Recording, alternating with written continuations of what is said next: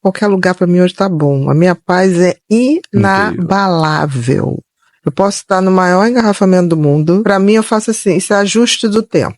Alguma coisa acontecer que não é legal, eu tô aqui parada para não acontecer.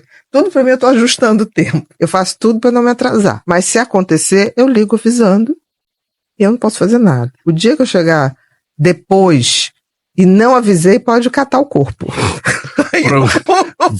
Porque eu sempre vou ligar. Quando eu atendia, um paciente me atrasava, ia atrasar outro, eu pedi a secretária para ligar, diga que está atrasado 30 minutos. De repente, essa pessoa vai passar no banco ou vai na farmácia, porque já vai adianta alguma coisa da vida, alguma coisa e pede perdão. Legal isso. Não é por mim. Respeito o paciente. Aí a pessoa falava, mas não vou poder. Não tem problema, não precisa pagar a consulta porque não foi culpa da pessoa. Mas eu também não posso chegar, estou atendendo o paciente. O paciente está no auge da conexão. Você fala, meu filho, vamos lá, porque vai atrasar o outro. A gente tem que ter esse jogo de cintura, né? Com o ser humano.